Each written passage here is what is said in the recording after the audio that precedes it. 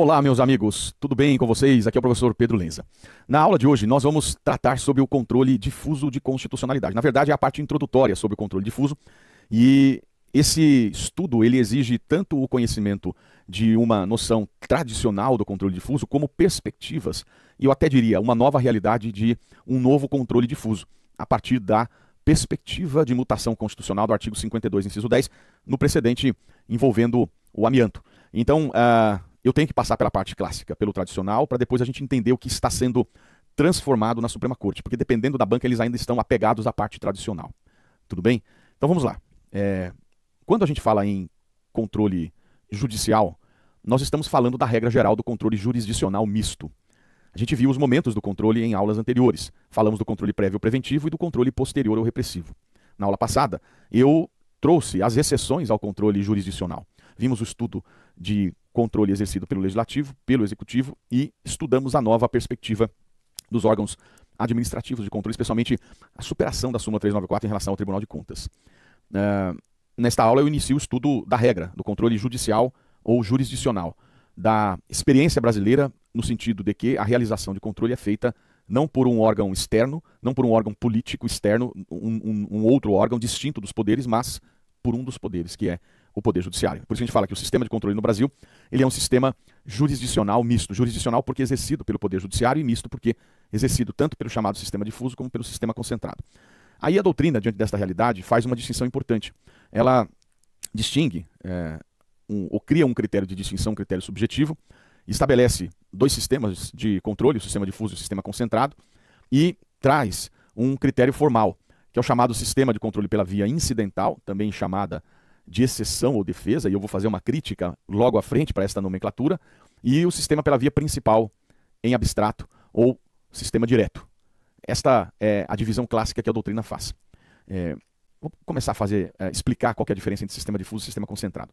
Quando a gente diz que o sistema é difuso, ele é difuso, quer dizer, ele é esparramado, difundido, difuso, para qualquer órgão do Poder Judiciário. Isto significa que, no controle difuso, qualquer juiz ou tribunal exerce a aferição do controle de constitucionalidade. Por isso que ele é difuso. Agora, o sistema concentrado, ele se concentra em um ou poucos órgãos, por isso chamado de sistema concentrado. No Brasil, o sistema concentrado ele é realizado apenas pelo Supremo e pelo TJ.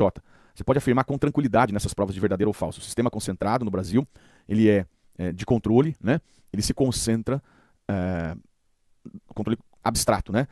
Abstrato. Ele se concentra no Supremo ou no TJ. Esta é a nossa regra. Supremo, quem julga a ADI em controle abstrato, que eu já estou entrando no critério formal, no Brasil, ou é Supremo ou é TJ. Isso é definido pelas regras de competência. Então você já começa a verificar que existe uma nítida relação entre o critério subjetivo e o critério formal. Normalmente, qual é a regra? O sistema difuso, ele é exercido pela via incidental. Por sua vez, o sistema concentrado, ele é exercido pela via principal. Esta é a nossa regra. Então você vai colocar no seu caderno assim, por regra, sistema difuso pela via incidental. Sistema concentrado pela via principal. Isso é o normal. Difuso, incidental e sistema concentrado pela via principal ou em abstrato. E aí eu vou explicar para vocês esta regra. Você já sabe que o sistema difuso é aquele que é exercido por qualquer juiz ou tribunal. Agora vem comigo aqui.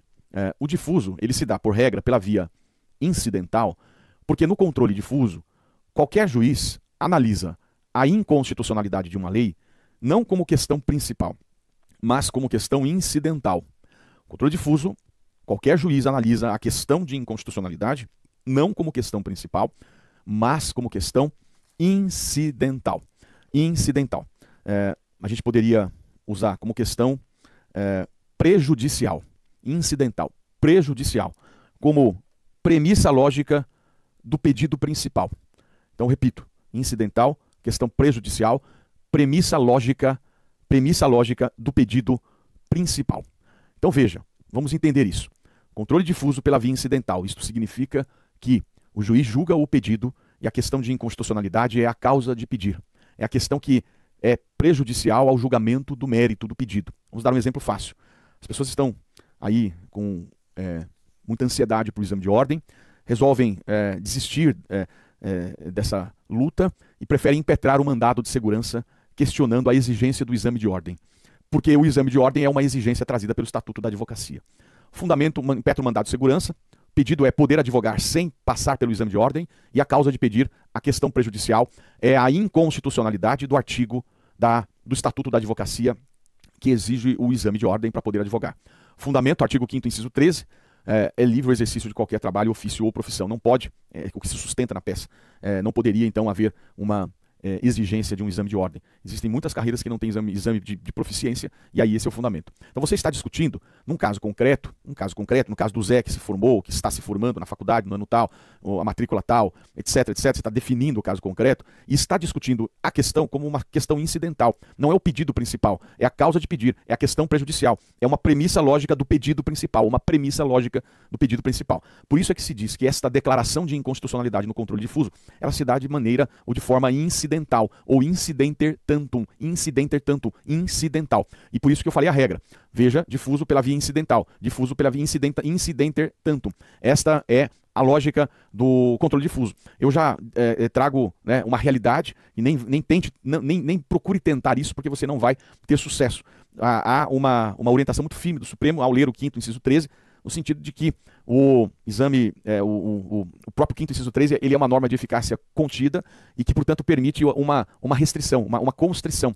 Quando diz, é livre o exercício de qualquer trabalho, ofício ou profissão, atendidas as qualificações que a lei estabelecer, a lei é o Estatuto da Advocacia, que estabeleceu a exigência do exame de ordem. Então, portanto, o Supremo já foi muito firme. Eu estou falando isso para não criar expectativa em ninguém que está prestando o exame de ordem, achando que vai poder judicializar e ganhar essa ação, porque não vai ganhar. Esquece disso. Nem com a nova composição eu vislumbro isso. A tendência do Supremo de ler o 5º, inciso 12, e o legislador, a não ser que venha uma lei e revogue o Estatuto da Advocacia ou revogue o exame de ordem. Aí você faz pressão no seu político que você escolheu. Aí é outra coisa. Agora, o judiciário dizer superar a lei não tem como. Estou sendo duro, porque não dá para criar expectativa de falar que cabe mandar de segurança, vai ganhar porque não vai ganhar. Não vai ganhar porque já está decidido, já tem recurso extraordinário e já está dito que é uma exigência, como por exemplo, o exame de contabilista. Tem um exame lá para os contabilistas, a lei estabeleceu. Mas por outro lado, o exame de dentista, né?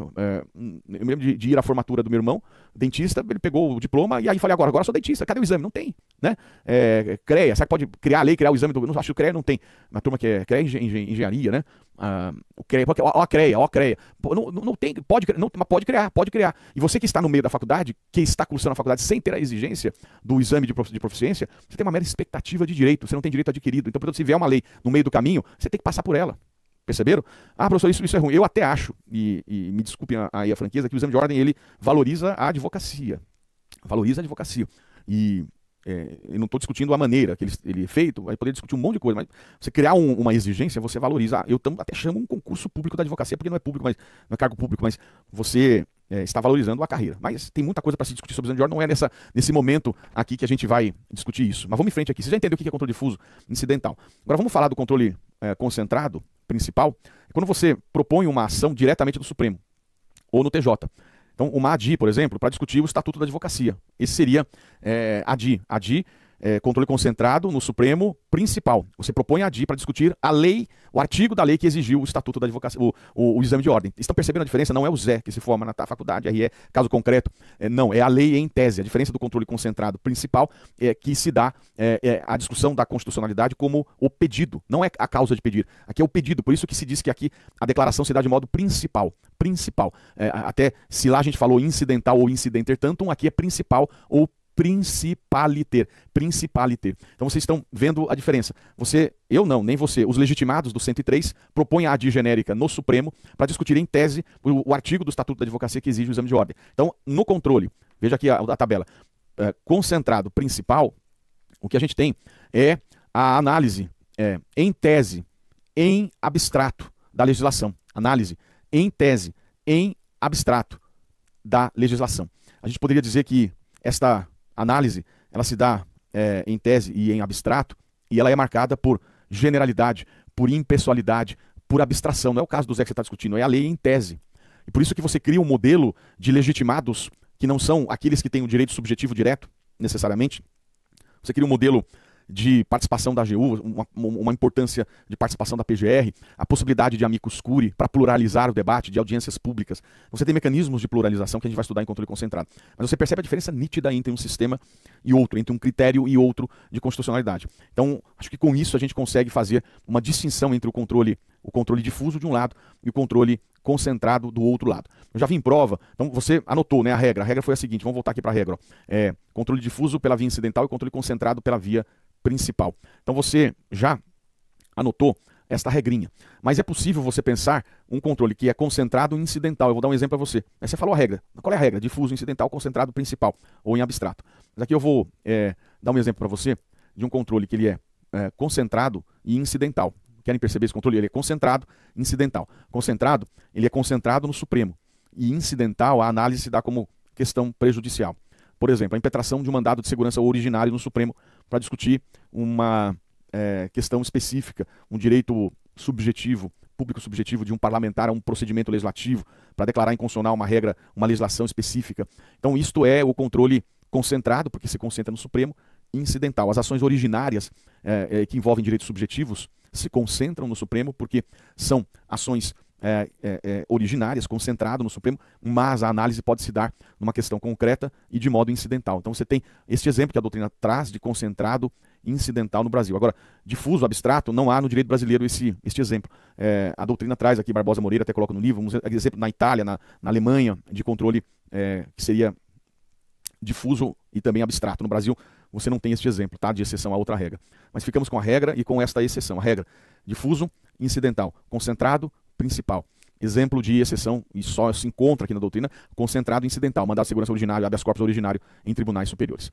Beleza, gente? Bom, com isto a gente consegue dar um panorama específico do sistema de controle no Brasil e a gente passa então a falar do controle difuso em si. Vamos passar a estudar agora o controle difuso propriamente dito. É importante essa distinção.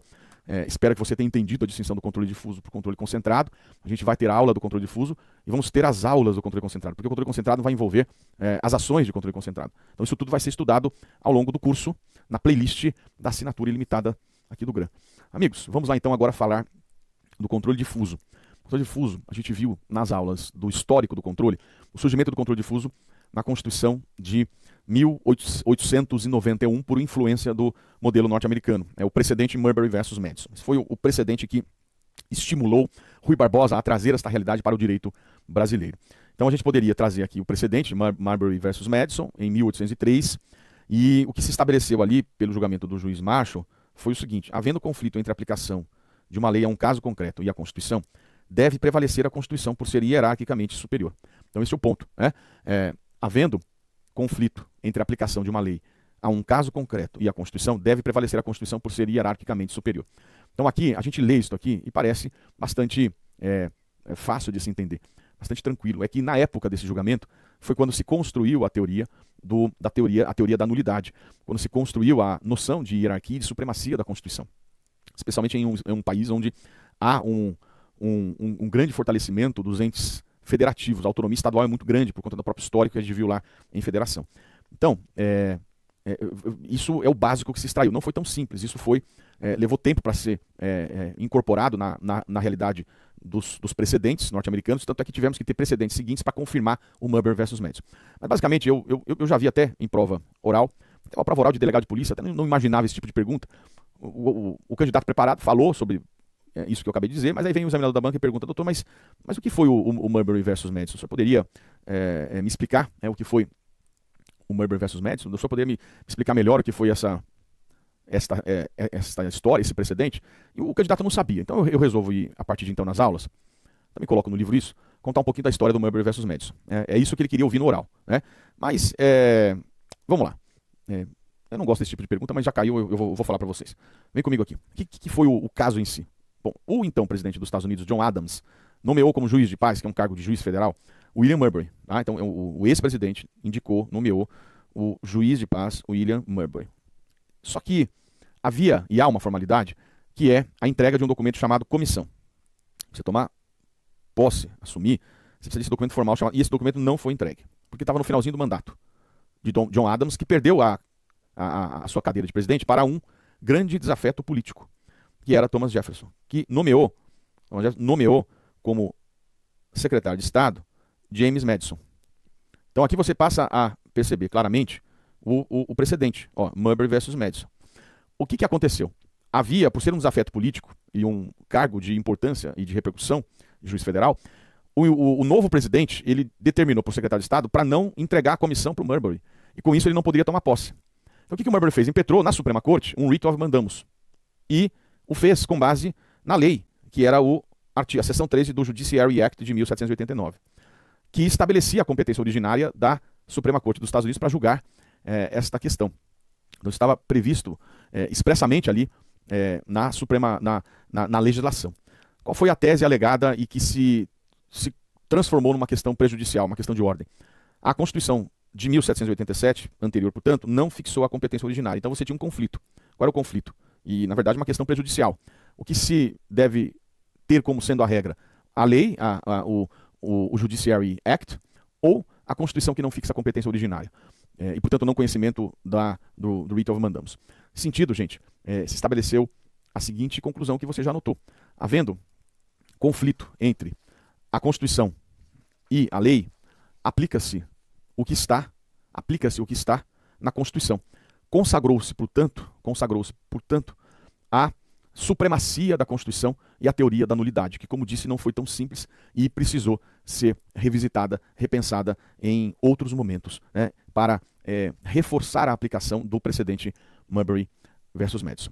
Bom, com isso, meus amigos, a gente passa a ter uma visão bastante clara de qual é a distinção do controle difuso para o controle concentrado e a análise do precedente Marbury versus Madison, para que a gente possa, então, na sequência, falar do procedimento em si, como funciona isto, como se dá processualmente o controle difuso no Brasil. Nós vamos encerrar a aula neste momento, mas eu já convido você para dar sequência ao seu estudo para o procedimento do controle difuso, tanto pelo juiz de primeira instância e especialmente o controle realizado no tribunal. Isso vai ser muito importante para a gente entender exatamente a questão dos efeitos do controle difuso no Brasil. Então tá bom, meus amigos, tá tudo certo. Vamos fazer o seguinte, vamos encerrar, estamos terminando esta aula e eu já convido você para, na sequência, continuar estudando o controle difuso, a parte processual. Tudo bem? Então, muito obrigado, espero que esteja tudo bem por aí, conte sempre comigo e a gente se vê nos próximos encontros. Forte abraço, valeu.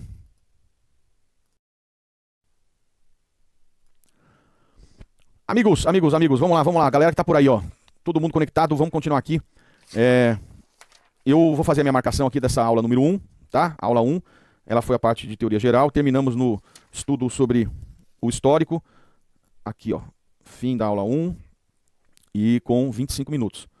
A gente, seguindo a orientação do curso, estamos organizando agora as aulas um pouco menores, porque eu estava passando bastante dos 30 minutos. Então vou fazer um pouco mais segmentado os cortes, tá bom, gente? E talvez a gente hoje possa dar até 4 aulas, vamos ver como vamos evoluir as coisas. Material Patrícia Monserrat está na descrição aqui do vídeo, e você encontra material também no meu canal do Telegram, que você está convidado, a gente até conferir, esse material está aqui, ó. Tá perfeito, hein, gente? Está na descrição do vídeo já, essa produção é sensacional. Beleza? Tá tudo bem por aí, né, gente? Então nós vamos dar sequência ao controle difuso agora. Vou tomar minha aguinha aqui. Patrícia, encontrou o material aí, minha amiga? Bom, eu acho que ficou interessante, vamos tentar fazer as aulas um pouco mais curtas, para seguir o padrão. E então talvez possa até fazer um pouquinho mais de uma aula, a gente sente mais de 3, né? Nosso padrão tem sido 3. Vamos em frente aqui. Próximo encontro eu vou falar sobre o procedimento no controle difuso. Procedimento, controle difuso, aula 2. Vamos lá. Vamos lá? Galera, vídeo de espera, a gente já volta. Fiquem firmes aí.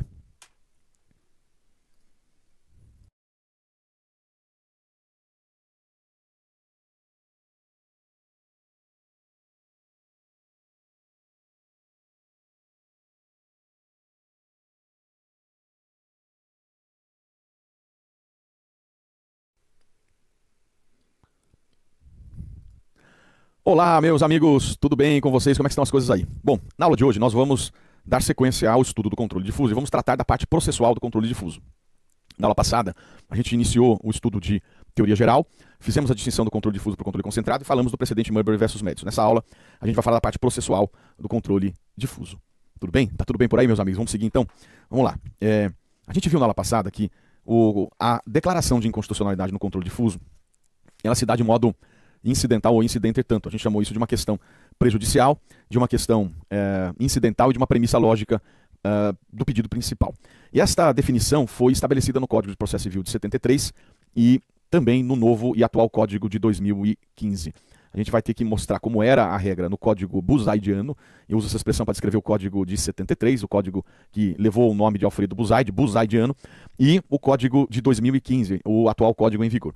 Bom, a gente, portanto, tem que saber quando se declara inconstitucional uma lei no controle difuso, se essa decisão, essa declaração, ela faz coisa julgada ou não. Ela é ou não marcada pela qualidade da imutabilidade da sentença, nessa visão clássica. Controle difuso se dá de modo incidental. Então a grande pergunta que se faz é o que transita em julgado. O que transita em julgado no julgamento desta questão concreta é o que se decide no pedido, como no dispositivo da sentença, que se julga o pedido, ou se também transita em julgado a questão prejudicial, que é prejudicial ao julgamento de mérito do pedido. A gente sabe a regra que vigorava no CPC de 73, que está descrita no artigo 469. Não fazem coisa julgada. Inciso 1, inciso 2, inciso 3. Não faz coisa julgada a apreciação da questão prejudicial decidida incidentalmente no processo. Você observa aqui, meus amigos, que esta regra ela poderia ser superada por uma ação chamada ação declaratória incidental, que tinha por objetivo ampliar os limites objetivos da coisa julgada, ampliar o objeto pedido. E era proposta para marcar pela qualidade da imutabilidade a questão prejudicial. Em controle, questão de inconstitucionalidade, isso não era aceito porque o juiz não teria competência para fazê-lo. O que mudou no CPC de 2015? Então a grande pergunta que fazemos é se houve mudança no CPC de 2015, e a resposta é sim, tem uma pequena mudança importante aqui, mas o resultado, o entendimento final e prático vai ser o mesmo, ou seja, o juiz do controle difuso não pode declarar como pedido a inconstitucionalidade. Veja a nova regra do CPC em vigor. É o 503 do Código de Processo Civil, que diz assim: a decisão que julgar total ou parcialmente o mérito tem força de lei nos limites da questão principal. Aqui, a gente deixou claro que a força de lei é o que está no pedido, a questão principal. Agora veja, o disposto no caput aplica-se à resolução da questão prejudicial. Decidida expressa e incidentalmente no processo C. Isso está sendo dito aqui, é que não tem que entrar com uma ação declaratória incidental para ter o efeito da imutabilidade da sentença na questão prejudicial. Esta regra do caput se aplica à resolução da questão prejudicial, que é a questão de inconstitucionalidade, C, e aqui os requisitos se somam, não é ou, é mais. Tá? Dessa resolução depender do julgamento de mérito. Então a questão prejudicial é a questão de inconstitucionalidade e o julgamento de mérito depende do julgamento desta questão. Tanto é que a gente falou na aula que é uma questão prejudicial e premissa lógica do pedido principal. Premissa lógica do pedido principal. E, a seu respeito, tiver havido contraditório prévio e efetivo. Normalmente é o que se espera se há uma questão desta repercussão, não se aplicando no caso de revelia. E o juízo tiver competência em razão da matéria e da pessoa para resolvê-la como questão principal. Então o ponto é aqui, né? O juízo, será que tem competência em razão da matéria e da pessoa para resolver a questão de inconstitucionalidade como se fosse questão principal? A resposta é não. Ele não tem esta competência. Não posso propor. Pensa o seguinte, eu não posso propor uma ação com o pedido, uma ação de controle difuso, concreta, com o pedido, declare, seu juiz, como pedido que a lei é inconstitucional. Não há esta previsão. A questão de inconstitucionalidade é a questão prejudicial no controle difuso. Vocês estão percebendo essa importante distinção da matéria, gente? Eu vou repetir.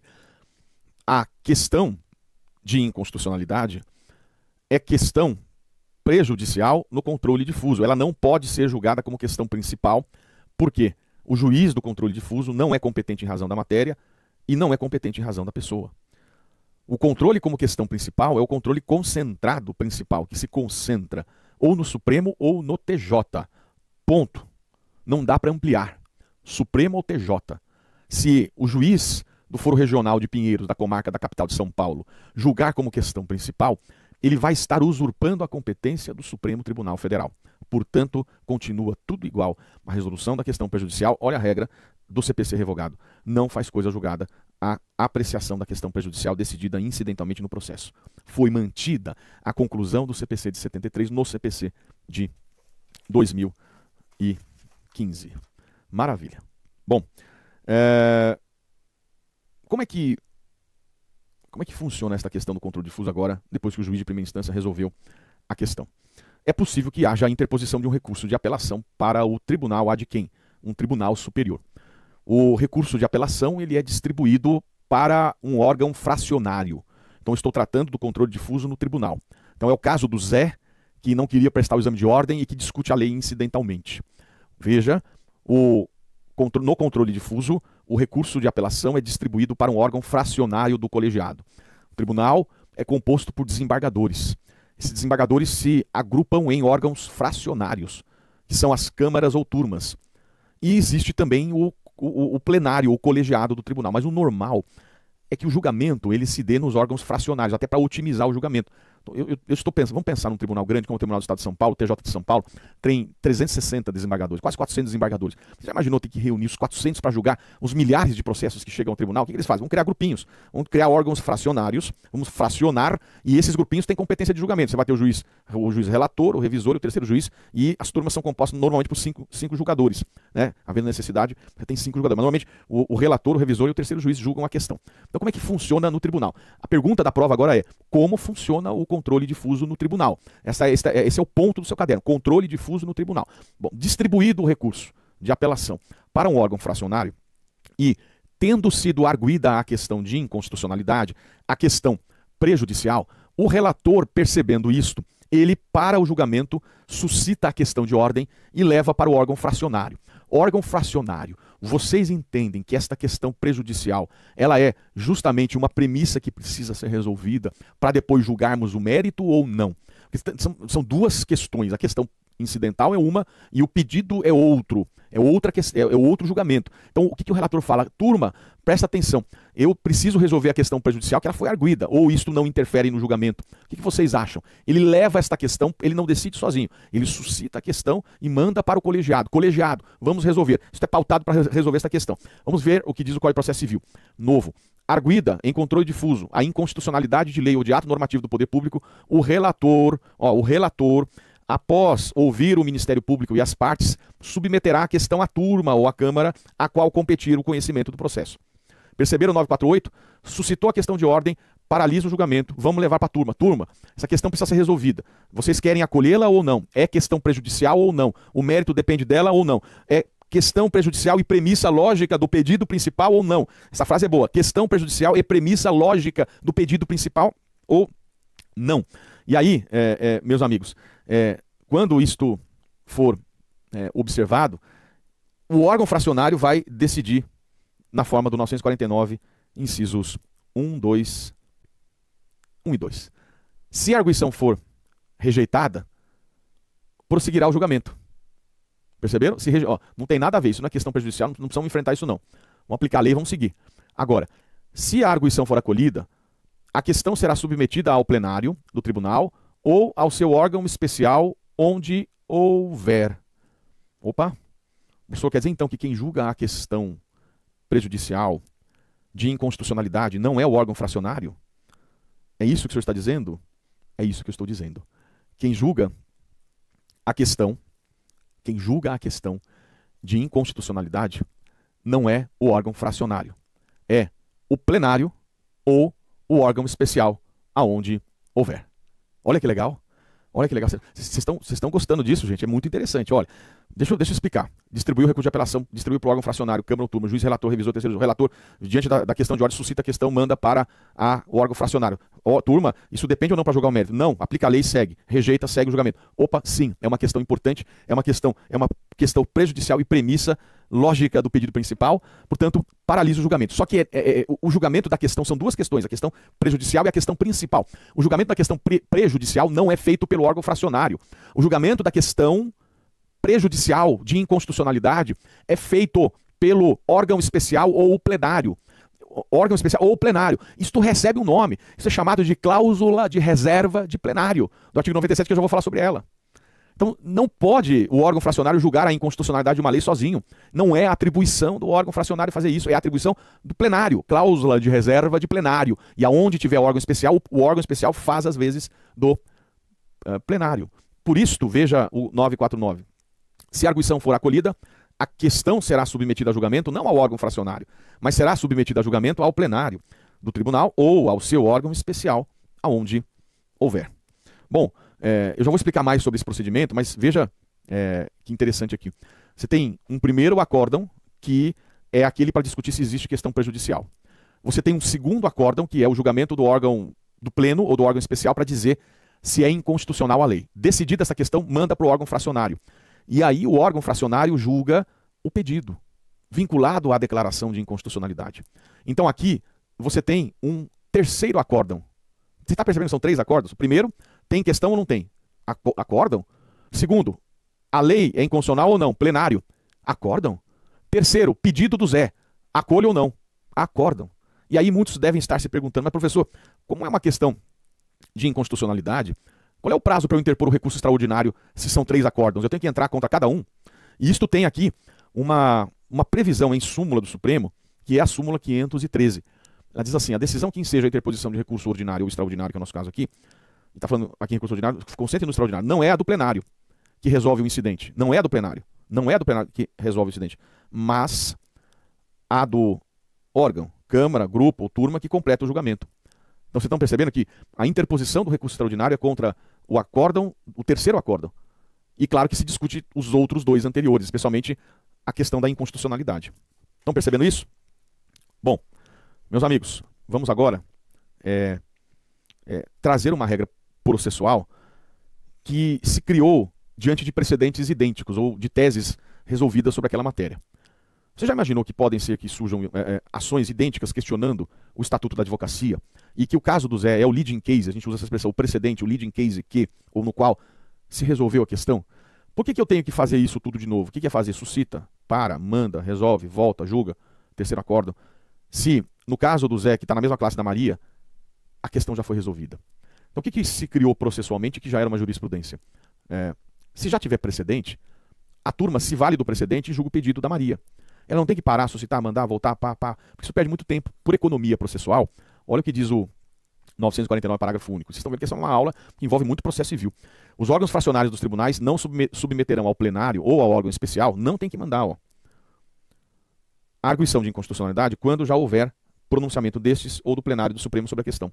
Então, se já houver pronunciamento desses órgãos sobre a questão, não tem que parar, mandar, assim, de voltar. Economia processual, segurança jurídica, racionalização orgânica da instituição judiciária.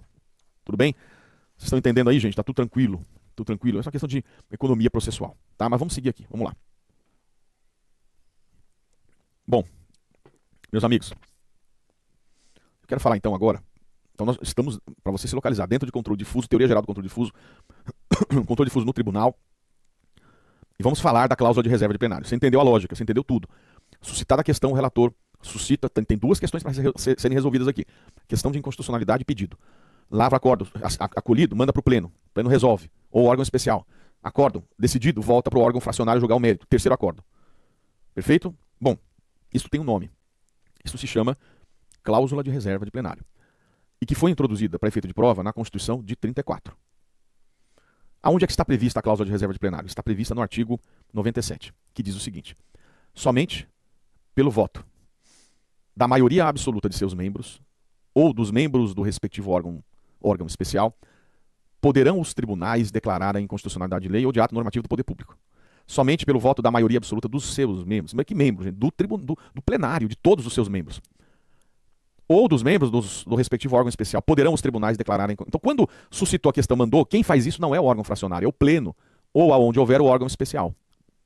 Veja, TJ do Acre, 12 desembargadores. TJ de São Paulo, 360. Quem vai fazer? No Acre, é o pleno, 12. Em São Paulo, não dá para chamar 360 para resolver isso. Eles criam um órgão que faz, às vezes, do órgão do pleno, que se chama órgão especial, que é formado por até 25 desembargadores. Já vou mostrar para você como forma o órgão. Esse órgão especial, ele faz às vezes do plenário. Então, aonde houver, o julgamento é pelo órgão especial ou pelo pleno, se não houver. TJ do Acre não tem. Tá vendo? Porque tem 12 desembargadores. TJ de São Paulo tem 360, tem órgão especial. E aí, por isso que o texto falou maioria absoluta dos membros do plenário, do pleno ou do órgão especial, aonde houver. É uma condição de eficácia jurídica da própria declaração. Tá? O que você precisa saber é quando tem órgão especial. Isso cai na prova. Decorar o 93 e 9311 traz a regra. Eu já vou ler para você. Nos tribunais com um número superior a 25 desembargadores, o Acre não tem 25, tem 12. Então não é o caso do Acre, mas é São Paulo, 360. Então nos tribunais com um número superior a 25 desembargadores, poderá ser constituído, poderá órgão especial, e em número grande, claro que se justifica, se estimula, tem como fazer isso, com o mínimo de 11 e o máximo de 25 desembargadores. para o exercício das atribuições administrativas e jurisdicionais. Opa, delegadas da competência do pleno. Opa, provendo-se metade dessas vagas por antiguidade e a outra metade por eleição pelo tribunal pleno. Então vocês entenderam como é que forma o órgão especial, gente? O tribunal tem que ter mais de 25 desembargadores, mais de 25, tá? Aí, o órgão especial é composto com um mínimo de 11 e máximo de 25. Esse faz as vezes do pleno. Competência delegada. Metade dessas vagas se dá os mais antigos, antiguidade, e a outra metade por eleição. Esta regra foi trazida pela reforma do Poder Judiciário e esta regra, ela mudou, porque antes não se falava em eleição. Eu vislumbro que se tornou um órgão mais democrático aqui, tá bom? Vocês estão entendendo? Vamos lá. Deixa eu só deixar claro. Órgão especial não tem nada a ver com órgão fracionário, por favor. Vamos explicar. Até importante essa distinção, muito importante. Tribunal, ele é dividido em grupinhos, são chamados de câmaras ou turmas. Esses grupinhos são os órgãos fracionários, é a fração do tribunal. Quando você distribui o recurso de apelação, você tem 3 juízes. O relator do órgão fracionário, que é a turma, ele, ao ver a questão suscitada, para o julgamento, manda, turma, tem que resolver isso primeiro? Não. Não, segue o julgamento. Tem. Paralisa o julgamento. Para julgar a questão prejudicial. Quem julga esta questão prejudicial no tribunal é o pleno. Cláusula de reserva de plenário. Ou, aonde houver que substitui o pleno, é o órgão especial, que faz as vezes do pleno. Então, o órgão fracionário é a turminha lá, fração, divisão. O órgão especial é o que substitui o pleno quando não tem como você ter praticidade. 360 julgadores reunidos a cada processo. Não dá para juntar todo mundo. Então, cria um órgão especial para fazer as vezes do pleno. É o que está previsto ali no 97. Olha lá. Somente pelo voto da maioria absoluta de seus membros, que é pleno. De seus membros é pleno. Ou dos membros do órgão especial, que substitui o pleno. Olha o que diz o 9311. O órgão especial que exercício das atribuições administrativas e jurisdicionais delegadas do pleno. O órgão especial faz as vezes do pleno. E aí julga aquela questão. Julgou aquela questão, o que acontece? Resolvida a questão, tem que ter maioria absoluta. Resolvida a questão, acordam e manda para o órgão fracionário julgar o pedido, vinculado à decisão do pleno, que julgou a questão de inconstitucionalidade. Então, o pleno ou o órgão especial julga a questão prejudicial de inconstitucionalidade. O órgão fracionário, que é a Câmara, julga o pedido. E não a causa de pedir. Não é atribuição dele. Perceberam? Deu para perceber isso, gente? E precisa encontrar este número mínimo. Qual é o número mínimo? Maioria absoluta. Se não encontrou a maioria absoluta, não tem como nulificar a lei. Isso é muito importante. O quórum para nulificar a lei é o quórum da maioria absoluta. Se não atingir o quórum de maioria absoluta, não tem como nulificar a lei. Não tem como nulificar a lei. Tá? Tem que atingir maioria absoluta do órgão especial ou do plenário. Eu vou trazer um exemplo interessante, gente, que ocorreu em controle concentrado, para você entender a força da maioria absoluta aqui. Tá? Isso ocorreu em controle concentrado no julgamento da questão do amianto. A minha pergunta é, vamos imaginar que fosse controle concentrado. Controle concentrado, a ação é julgada pelo Supremo diretamente, em tese a lei. Tem que também atingir o 97? Tem que atingir o 97, tá? Agora, vamos imaginar que não se atingiu o número da maioria absoluta no Supremo. Qual é o número da maioria absoluta no Supremo? Você precisa de 11, pelo menos 6. Vamos imaginar que não atingiu esse número. Minha pergunta é, você tem uma maioria 5-4 declarando inconstitucional uma lei. A lei é inconstitucional ou não? Não, minha pergunta é essa. 5-4 declara inconstitucional uma lei no plenário do Supremo.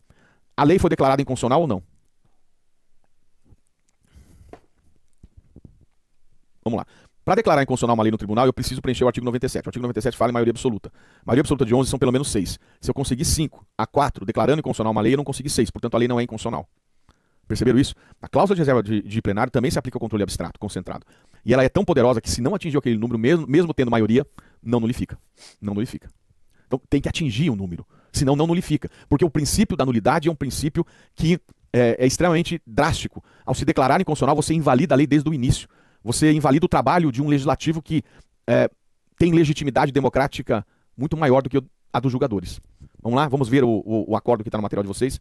É um acordo de controle concentrado, de ADI, mas que vale para o tema do artigo 97. Olha lá. Quórum de julgamento constituído por 9 ministros. 9 ministros estavam presentes, tá? No plenário, considerando os impedimentos. São 11, tinha ministro impedido, só julgou 9 a questão. 5 dos votos pela procedência da ADI, para declarar inconstitucional, a fim de declarar a inconstitucionalidade por proteção deficiente da tolerância, a questão do amianto, dizendo que é inconstitucional, por violar, papapá. Por outro lado, 4 votos pela improcedência. Ou seja, o julgamento desta ação foi por 5-4. Qual é o número que precisava atingir? O número que precisava atingir é 6, maioria absoluta de 11. Portanto, não atingido o quórum de 6, que é o que está no artigo da lei do controle concentrado e do artigo 97, que eu estou estudando agora com vocês, para a proclamação da constitucionalidade ou da inconstitucionalidade do dispositivo impugnado, a destituir de eficácia vinculante o julgamento. A DI conhecida e no mérito, conheceram, mas no mérito não atingido o quórum do 97 para a pronúncia de inconstitucionalidade. Então eles 5 acompanharam a tese de que o amianto era inconstitucional, a lei federal, só que não atingiu 6, então isso não é suficiente. Eu estou trazendo um precedente para mostrar para você que é importantíssimo aqui você ter a informação de que o quórum tem que ser atingido, senão você não consegue resolver o problema. Tá? Bom, para terminar essa parte aqui, eu gostaria de trazer uma discussão importante. Vamos imaginar que são 3 fases aqui. Fase 1, o recurso é distribuído, é a fase onde é distribuído o recurso para o órgão fracionário. O relator suscita a questão, leva para a turma. Turma, essa questão prejudica o julgamento principal ou não? Sim, prejudica. 2, manda para o órgão pleno ou órgão especial. Julga a questão. Volta para o órgão fracionário. Julga o mérito, pedido. Perfeito? Julga o pedido. Vinculado ao julgamento do pleno ou do órgão especial. Plenário e órgão especial são coisas distintas. O plenário, ele julga quando não houver órgão especial, mas, se criado o órgão especial, ele faz as vezes do pleno. Ele não é o pleno, ele é o órgão especial, mas faz as vezes do pleno. Ele atua como se fosse o pleno. Cláusula de reserva de plenário. Beleza? Vamos imaginar que o órgão fracionário, ele não acolheu a inconstitucionalidade, ele simplesmente afastou a lei. Se fizeram assim, ó, afasta a lei e julga o pedido. Não precisa mandar para lá para depois voltar, aguardar anos aqui. Afasta e julga o pedido. Será que o afastamento da lei é como se estivesse violando a cláusula de reserva de plenário? Isso era muito comum. E o Supremo, diante desta realidade, editou uma súmula vinculante, que diz o seguinte, cai muito na prova ela, sabe? Viola a cláusula de reserva de plenário a decisão do órgão fracionário de tribunal que, embora não declare expressamente a inconstitucionalidade de lei ou ato normativo do poder público, afasta a sua incidência no todo importa. Isso viola a cláusula, a decisão do órgão fracionário, turma ou câmara, que não parou, não mandou, já assumiu tudo e julgou sozinha, e afastou a lei. Isso viola a cláusula de reserva de plenário. Ficou claro isso, gente? Isso é muito importante para você entender a lógica aqui no nosso estudo. Viola a cláusula de reserva, a decisão, isso cai muito, se despenca na prova, essa súmula. Então você tem que ficar atento a ela. Ele vai contar a história. O órgão fracionário do tribunal afastou a incidência da lei federal número tal, não sei o que, isso, e julgou o pedido, o mérito. Aí você tem que falar da súmula vinculante número 10, até cabimento de reclamação constitucional por violação da súmula vinculante. Perceberam? É muito importante isso aqui. Bom, com isso, meus amigos, eu trouxe a regra geral, do panorama geral, da cláusula de reserva de plenário. E você tem que ter isso muito bem na sua cabeça, acho que ficou claro isso, né? O que a gente tem que trazer agora são discussões de exceções à aplicação da regra geral. Como, por exemplo, já deixo aqui a pergunta para a próxima aula. Nos juizados especiais cíveis, a cláusula de reserva de plenário se aplica no julgamento de revisão da decisão de primeira instância? O juiz de primeira instância tem que aplicar a cláusula de reserva de plenário?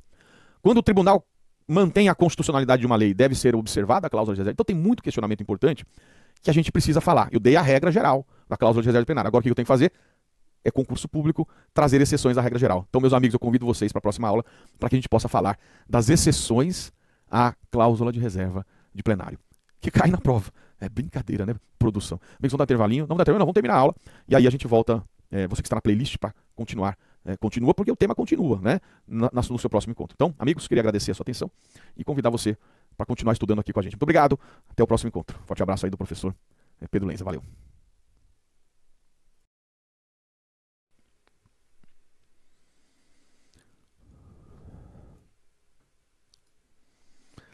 Olá, meus amigos, tudo bem com vocês? Como é que estão as coisas por aí? Então vamos seguir aqui. Bom, meus amigos, nós estamos na playlist aí do seu curso estudando o controle difuso e dei na aula anterior a cláusula de reserva de plenário. Na aula que a gente está iniciando agora, eu preciso trazer as exceções à cláusula de reserva de plenário. Então você lembra o que é a cláusula de reserva de plenário? É aquela prevista no artigo 97, que estabelece a competência do pleno ou do órgão especial que faz as vezes do pleno para declarar a inconstitucionalidade de uma lei no tribunal. Bom, Até a aula passada, você entendeu como funciona no órgão de segunda instância. A gente explicou tudo isto. Na aula que a gente está tratando agora, eu vou ter que trazer como funciona no Supremo e as exceções a essa regra do artigo 97. Supremo, ele tem uma dinâmica diferente. Quando você interpõe o recurso extraordinário, cuja competência é do STF, você, diferente do recurso de apelação, não distribui para um órgão fracionário do Supremo. No Supremo é diferente. Supremo, você distribui o recurso extraordinário para um ministro. Na segunda instância, você distribui para a turma do tribunal. E aí você tem relator, revisor e terceiro juiz. No Supremo RE, você distribui para o ministro Barroso. Então eu sei que quem vai julgar o recurso extraordinário número 1 milhão, não sei o quê, é a turma que o ministro Barroso integra, que é a primeira turma. Ou eu vou distribuir o recurso de apelação para o ministro Gilmar Mendes. Eu não, a distribuição caiu para ele. Então eu sei que quem vai julgar o recurso extraordinário é a segunda turma. Então no Supremo, você não distribui o recurso extraordinário para o órgão fracionário, você distribui para o relator. Existe no Supremo duas turmas, primeira e segunda, integrada cada uma por 5 ministros. Então você distribui para o ministro relator. E aí você sabe a turma que vai julgar aquela matéria. Muito legal, né? Bom, eu trouxe aqui no seu material uma imagem do plenário, que é esta aqui. Então você tem os 11 ministros, mas trouxe uma imagem do órgão fracionário, que é uma das turmas. Você tem aqui 5 ministros, 5 julgadores, né? A composição está diferente hoje, mas só para... É que eu quis pegar uma foto oficial para citar a fonte. Então, 1, 2, 3, 4, 5 julgadores na turma. Então, este é o caso de distribuição do recurso para um relator que integra uma turma. Então, vamos lá. A pergunta é: como se dá a aplicação da cláusula de reserva de plenário no julgamento de recurso extraordinário no Supremo Tribunal Federal? O Supremo tem uma jurisprudência que me incomoda muito, mas é uma jurisprudência que tem sido observada na prática e também em concurso público. A jurisprudência é esta do RE, é de segunda turma. Você tem RE mais recente do ministro Gilmar reforçando este precedente, mas é da segunda turma, este é o precedente que tem sido chamado. Veja a ementa do acórdão. O texto diz: o Supremo exerce por excelência o controle difuso de constitucionalidade quando do julgamento do recurso extraordinário, tendo os seus colegiados fracionários. Você tem 2 turmas no Supremo.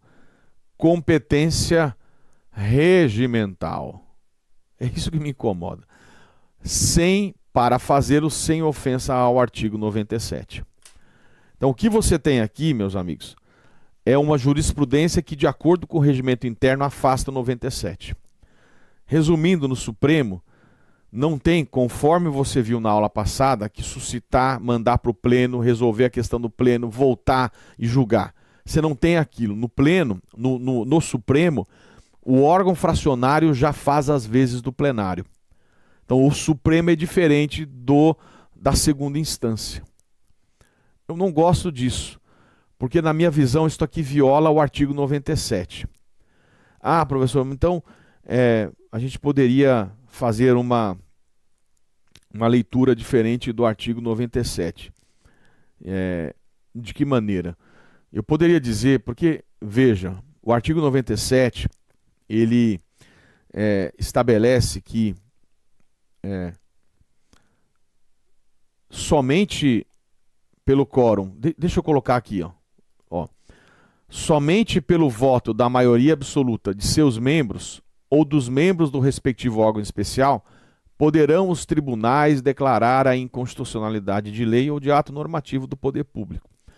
Então, o que você poderia sustentar na sua prova é que esta jurisprudência, ela está lendo o artigo 97 justamente no sentido de não aplicar o 97 no tocante à palavra tribunal. Você poderia tentar falar para a sua banca que a palavra tribunal não engloba Supremo Tribunal Federal.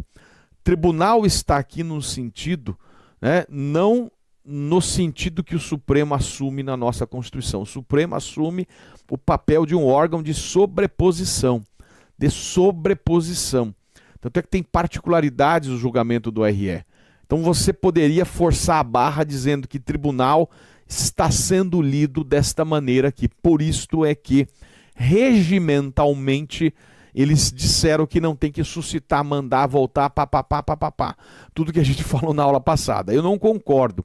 Eu acho que o Supremo criou aqui uma jurisprudência de legítima defesa. Esta jurisprudência foi estimulada por uma sobrecarga muito grande, especialmente a partir do julgamento do Mensalão. O julgamento do Mensalão foi um julgamento que foi o maior julgamento da história na Suprema Corte. 6 meses de pauta do plenário, paralisou a Corte, e isso levou a aprovações, a alterações regimentais, ampliando a competência do órgão fracionário.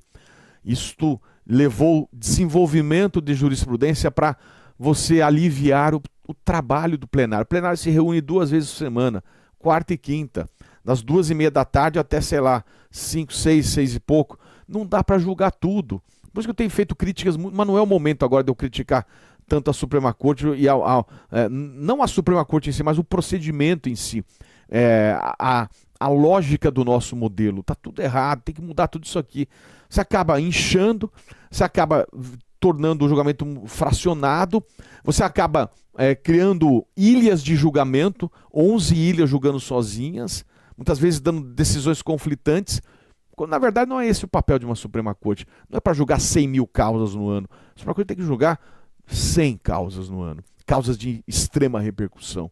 Este é o papel da Suprema Corte, de uma Corte Constitucional. Então, portanto, está tudo errado o modelo, mas eles criaram esta jurisprudência no sentido de que no Supremo, o órgão fracionário, de acordo com o regimento interno, ele julga e faz as vezes do plenário e acabou. Não tem que mandar, não tem que voltar. A turma já julga sozinha. Professor, mas e se a matéria for uma matéria de grande repercussão ou uma perspectiva de que eles querem evoluir a jurisprudência? Aí o regimento interno tem mecanismos de mandar para o plenário aquela questão. Você já viu o julgamento de RE pelo plenário? Por exemplo, o recurso extraordinário que envolvia a questão do exame de ordem, que foi o exemplo que eu dei lá atrás, na aula anterior, ele foi julgado pelo plenário. Existem matérias e temas de extrema repercussão que o relator, de modo discricionário, fala, acho melhor jogar para o plenário. E aí leva a matéria para o plenário. E aí o plenário está fazendo as vezes do tribunal pleno aqui. Tá bom? Porque é o pleno. Olha o que diz o regimento interno. Artigo 11. A turma remeterá o feito ao julgamento do plenário, independentemente de acórdão de nova pauta, quando considerar relevante a arguição de inconstitucionalidade ainda não decidida. Se não tem precedente, o relator não lhe houver afetado o julgamento, o relator não afetou o julgamento, tem uma questão importante de inconstitucionalidade e ele manda para lá. Quando, não obstante decidida pelo plenário, a questão de inconstitucionalidade, algum ministro propuser o reexame. Vamos reexaminar a matéria. O tema parece importante. Ou quando algum ministro propuser a revisão da jurisprudência compendiada na súmula. Tá vendo? Então, quem manda para o plenário no Supremo não é a cláusula do 97, é o ministro relator, gente. Ou o próprio órgão fracionário. Então, aquela jurisprudência faz sentido de acordo com o regimento, mas não de acordo com a Constituição. Lê de novo aqui, ó, comigo, ó, a jurisprudência. O Supremo exerce por excelência o controle difuso de constitucionalidade quando do julgamento do recurso extraordinário, tendo os seus órgãos colegiados fracionários competência regimental para fazê-lo sem ofensa ao 97. E realmente o regimento interno traz esta possibilidade. E o mesmo regimento interno prevê mecanismos de afetação da questão ao plenário do STF. Isso é estranho? É muito estranho. E para mim viola o 97. Mas é como tem sido admitido tanto no dia a dia da Suprema Corte como nos concursos públicos. Eu faço críticas veementes a isto aqui. Na minha visão não deveria ser assim. O artigo 22 do regimento interno diz assim: o relator submeterá o feito ao julgamento do plenário quando houver relevante arguição de inconstitucionalidade ainda não decidida. Poderá o relator proceder na forma deste artigo quando houver matérias que divirjam as turmas. Aí tudo bem. Se você tem matéria de divergência de teses entre as duas turmas, tudo bem, né? Veja o recurso extraordinário envolvendo a questão da prisão em segunda instância e que foi afetado um RE para o plenário que formou tese naquele momento, sendo admitida a prisão em segunda instância. Depois teve o caso do Lula e a evolução nas ADCs 54 e 55, né? Mas o RE da prisão está aqui, ó. Divergência de turma, instabilidade, aí mandou para lá. Quando, em razão da relevância da questão jurídica ou da necessidade de prevenir divergência, convier o pronunciamento plenário. Então você está vendo que é um cheque em branco nas mãos do relator, que às vezes pode não fazer um bom uso desta regra regimental. Né? Já houve tentativa de se superar, até no livro eu trago algumas propostas do ministro Barroso, né, no sentido de tentar limitar a não aplicação do 97, mas no fundo o que eu vejo é que eles estão criando uma verdadeira jurisprudência de legítima defesa para não sobrecarregar a pauta do plenário, né? E aí a questão vai sendo julgada pelas turmas do Supremo. As turmas do Supremo são, sim, um órgão é o órgão fracionário da Corte. Veja, a Suprema Corte, e por isso que vale a pena trazer essa imagem, ela é o plenário, o pleno são os 11 ministros. E a turma é formada por primeira turma e segunda turma. Você tem 5 julgadores em cada uma delas. A turma é o órgão fracionário. Sim, no Supremo é. Só que eles não aplicam 97. Eles criam uma regra regimental de julgar sozinho. Tanto é que se criou esta jurisprudência que a gente lê de novo. Ó. O Supremo exerce por excelência o controle difuso de constitucionalidade quando do julgamento do recurso extraordinário, tendo seus órgãos colegiados fracionários, que é turma, primeira ou segunda competência regimental para fazer o sem ofensa ao 97. Na minha visão, no oral eu ia criticar, né? Ia falar que está errado, que o 97 da Constituição ele é explícito. Poderia até dizer que poderia haver uma interpretação da palavrinha tribunal no 97, mas não me parece esta a lógica. Aí falaria do fortalecimento da Suprema Corte, falaria de uma realidade hoje de ministrocracia, que é o julgamento monocrático de ministro, né, o poder que o ministro ganha seguir aqui. Né? Vamos caminhar agora e eu gostaria de avançar com vocês e falar, além desta mitigação, né, vamos falar também de outras mitigações à cláusula de reserva de plenário. Tá tá bom? Vamos lá. Você já entendeu qual é a regra da cláusula de reserva de plenário e agora eu vou caminhar aqui com vocês e vou falar sobre outras mitigações à cláusula de reserva de plenário, que eu trago já no slide para facilitar a nossa vida aqui, tá bom? Então vamos lá. Primeira mitigação à cláusula de reserva de plenário é aquela contida na hipótese do 949, parágrafo único do Código de Processo Civil, que nós já estudamos em aulas anteriores, que é a regra segundo a qual, se já houver decisão do plenário sobre a matéria, não tem que suscitar a questão ou do Supremo, mandar e depois voltar. Isso está já mitigado, não se aplica a cláusula de reserva de plenário na hipótese do 949, parágrafo único. 2. Se o tribunal mantiver a constitucionalidade, né, se mantiver a constitucionalidade, não aplica o 97, que é também chamada de cláusula do full bench. Se você ler em algum concurso essa expressão full bench, que até em inglês seria banco cheio, né? Não é bem adequada, por isso que eu não dei tanta importância, mas tem sido usado full bench também para essa expressão cláusula de reserva de plenário. É que em inglês a palavra full bench é banco cheio, não é na verdade o banco cheio. A cláusula de reserva de plenário é o julgamento pela maioria absoluta do pleno ou do órgão especial. Então, mas eles usam a expressão no Brasil, full bench, importam da realidade norte-americana. Então, se mantiver a constitucionalidade, não tem que fazer isso. Ó. Nós estamos aplicando a lei, não tem que parar, mandar, voltar. Não tem. Continua.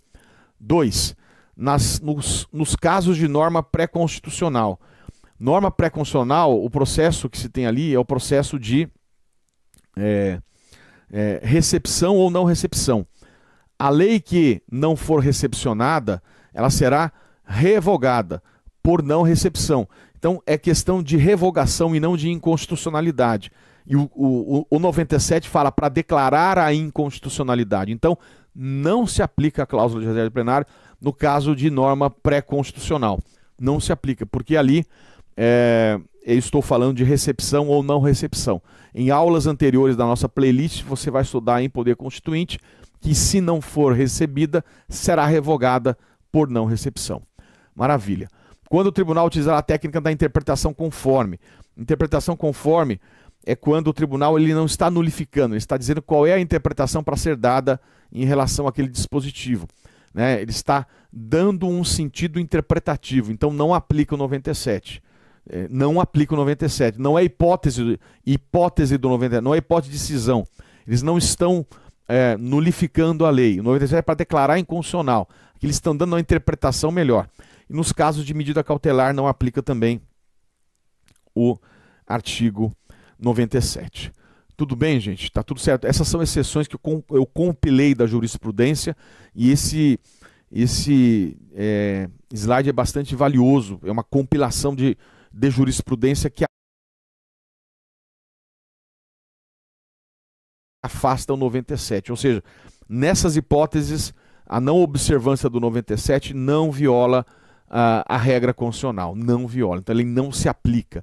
Não tem que parar, suscitar, mandar, voltar. Não tem que fazer isso. Não tem. Não tem. Beleza? Bom, maravilha. Está tudo caminhando bem aqui.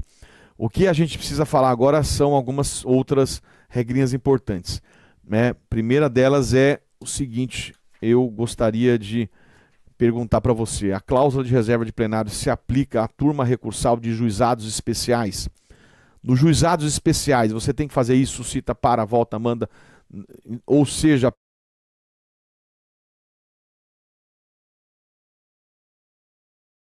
pergunta é, nos juizados especiais, no julgamento de segunda instância, que é feito por turma recursal, eu tenho que observar o artigo 97? Resposta: não. Não.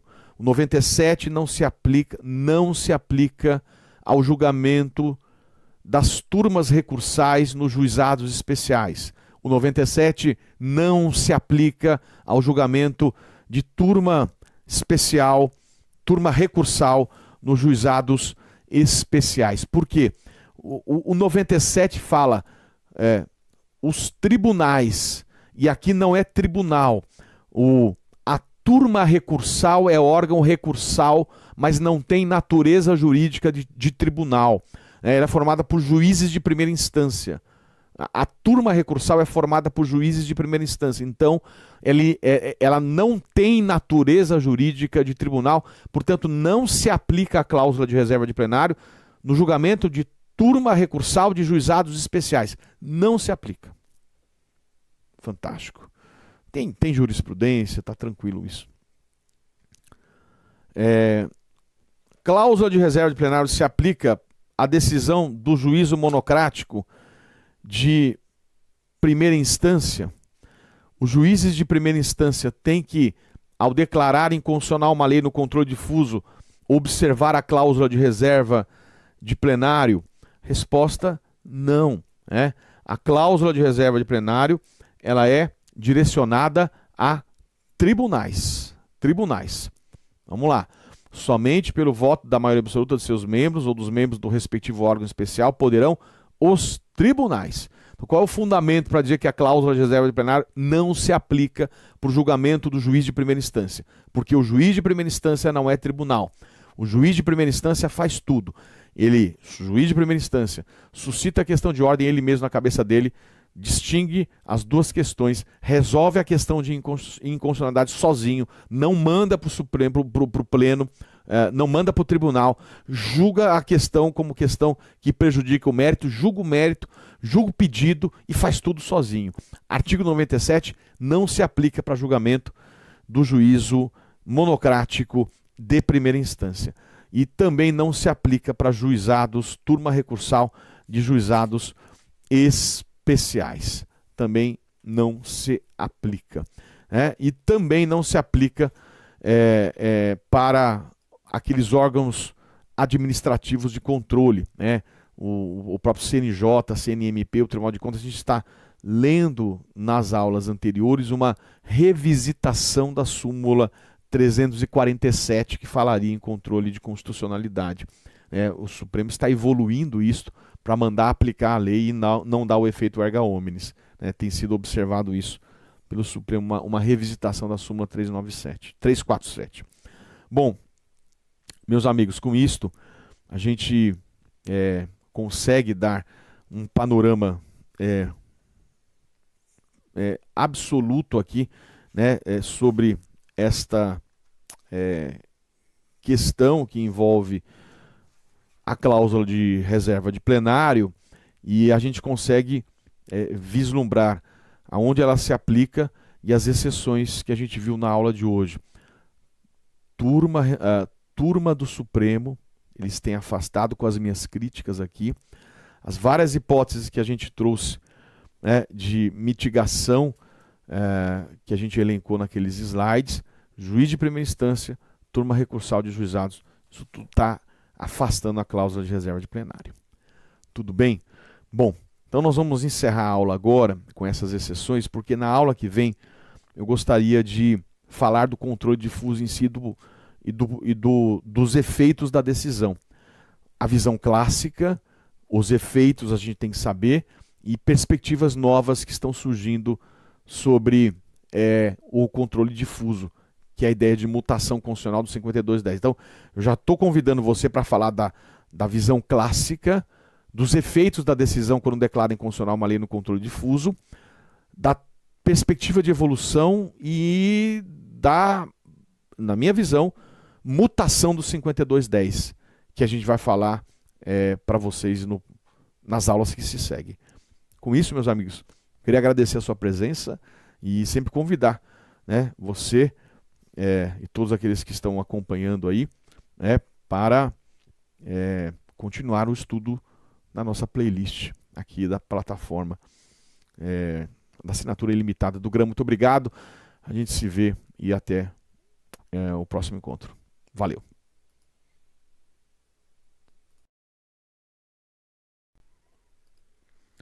Olá, meus amigos, tudo bem com vocês?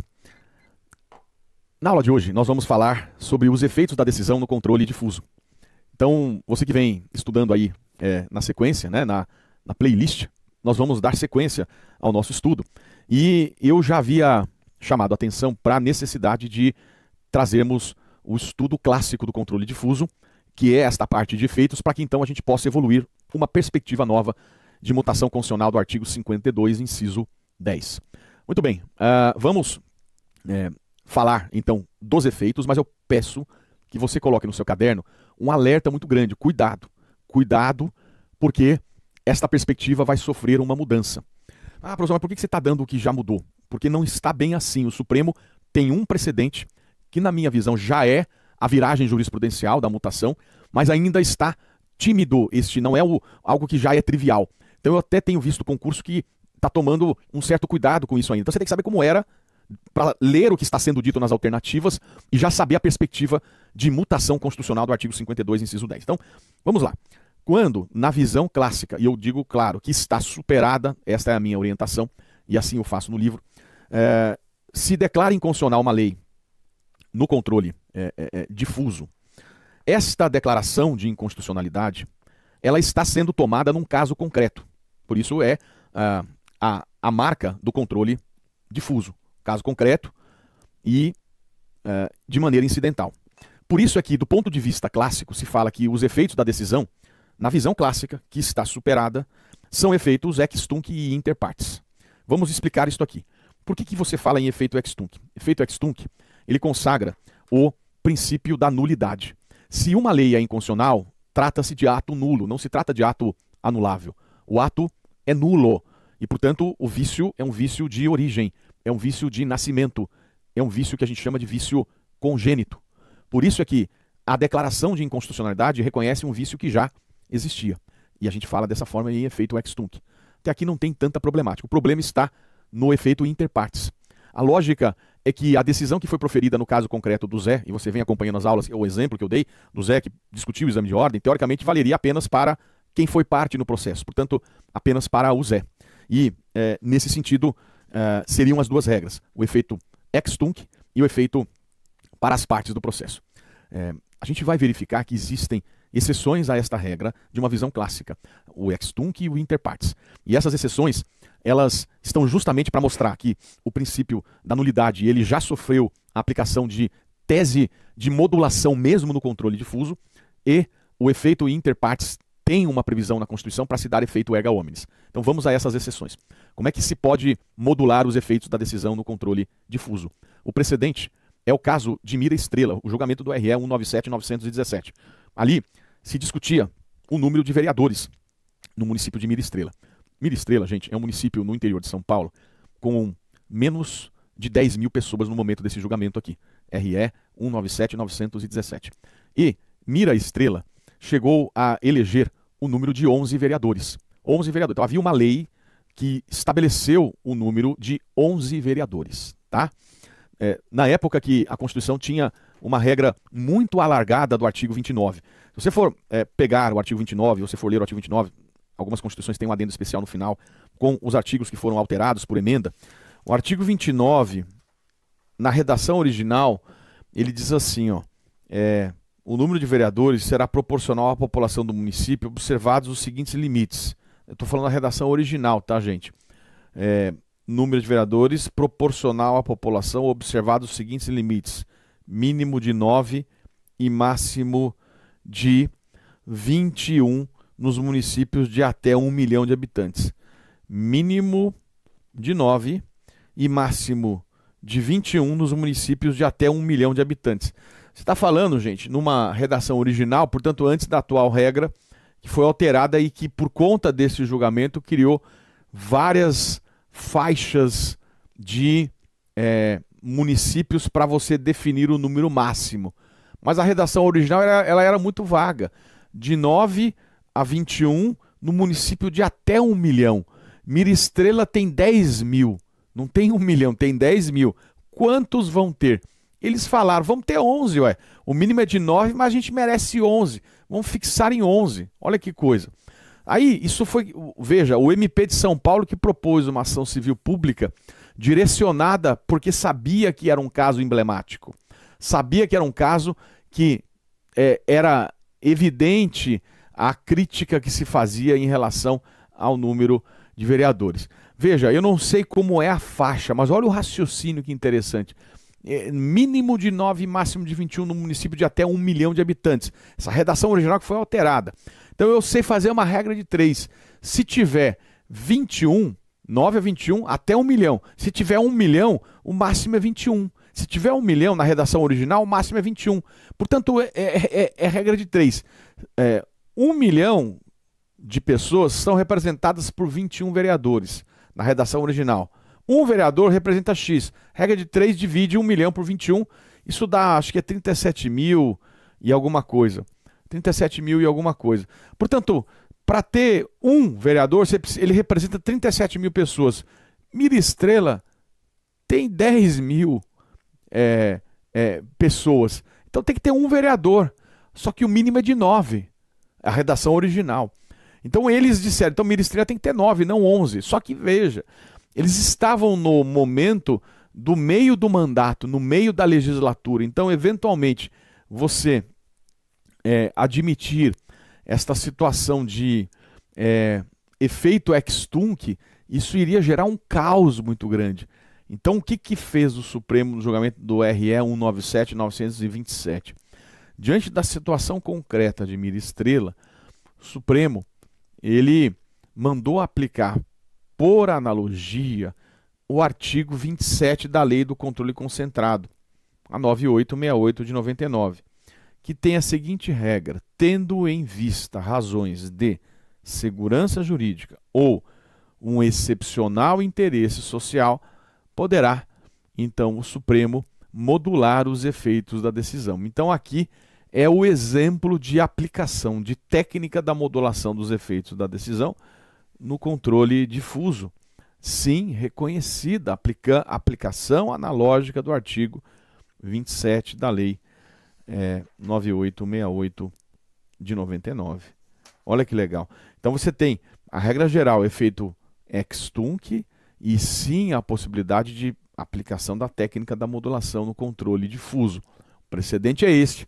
Aplicação analógica, não tem previsão explícita na lei, no Código de Processo Civil, mas aplica-se por analogia à lei do controle concentrado. Mais ainda quando a gente for falar nessa visão nova de abstrativização do controle difuso, que a gente já vai comentar. Bom, amigos, muito bem. Eu já sei então que a regra do ex-tunc está mitigada com a aplicação analógica. Agora, como é que eu faço para dar efeitos erga omnes no controle difuso? Então é a visão clássica que foi introduzida na Constituição de 1934. E aí está previsto na Constituição Federal de 88 a regra do artigo 52, inciso 10. Ela é clara. Ela diz assim, que compete privativamente ao Senado Federal suspender a execução no todo ou em parte de lei declarada inconstitucional por decisão definitiva do STF. Então aqui, decisão tem que ser definitiva do STF, portanto pressupõe decisões anteriores. Então primeira instância, segunda instância, recurso extraordinário, decisão definitiva, o Supremo comunica o Senado que declarou inconstitucional uma lei em decisão definitiva. O Senado então tem a atribuição de eventualmente, porque é um ato discricionário, suspender a execução desta lei que foi declarada inconstitucional. Suspender a execução no todo ou em parte da lei declarada inconstitucional por decisão definitiva do STF. Primeira pergunta da prova: qual é a maneira que o Senado faz isso? Por resolução. Resolução é a espécie normativa pela qual o Senado suspende a execução de lei. Muito bem. Colocado isto, a partir do momento em que se editou a resolução, os efeitos da lei que estava sendo aplicado deixam de ser aplicados para todo o Brasil. A gente imagina a lei produzindo seus efeitos, o Supremo declara inconstitucional, o Senado suspende a execução. A partir da suspensão da execução, a lei não vale mais. E ela então tem efeito erga omnes. Então, esta é a previsão na Constituição de se dar efeitos erga omnes no controle difuso. Resolução do Senado Federal na forma do 52, inciso 10, na hipótese de declaração definitiva de inconstitucionalidade pelo STF. Ponto. Maravilha, tranquilo. Isso é muito tranquilo, né, para você entender. A partir do momento em que se editou esta resolução, os efeitos passam a ser efeitos erga omnes. E aqui havia uma divergência de doutrina, né, mas o que valia o entendimento, eu até coloquei os vários professores aqui, mas o que prevalecia era o entendimento ex nunc. Aquela ideia de que vinha produzindo efeito, suspendeu, vale a partir de então. Não era efeito retroativo. Cada um que quisesse questionar o passado, que entrasse com as ações para questionar o passado.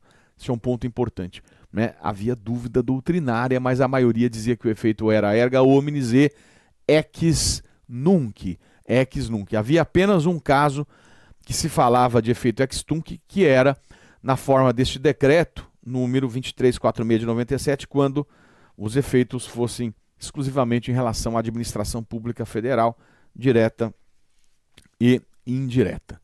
Tá, gente? Então, esta é a lógica do modelo do controle difuso. A gente vai mostrar que isso vai sofrer uma evolução nas próximas aulas. Eu vou desenvolver com vocês isso, mas o ponto tem que ficar muito claro aqui para você entender a lógica do controle difuso, como funcionava, né? Efeito interpartes, mas para se dar efeito erga omnes, a resolução do Senado Federal. Bom, a pergunta que pode surgir é se o Senado era obrigado a suspender a execução desta lei. Eu vou dizer que o Senado não era obrigado, o ato é discricionário e o número de resoluções do Senado editadas é muito pequeno, né? O Senado não cumpriu, não abraçou esta atribuição. Talvez seja isso que tenha levado a este ativismo judicial exacerbado, né? É um ativismo até que eu faço críticas da mutação do 5210. Mas o Senado não assumiu, não chamou para si a responsabilidade e não fazia nada. Que deixo isso bem claro aqui.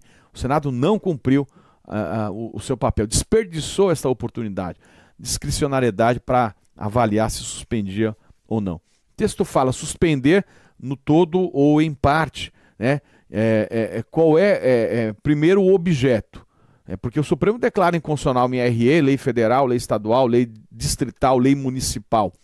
Então, será que na hipótese de lei municipal era o Senado que suspendia ou era a Câmara dos Vereadores, lei municipal, lei estadual, Assembleia Legislativa?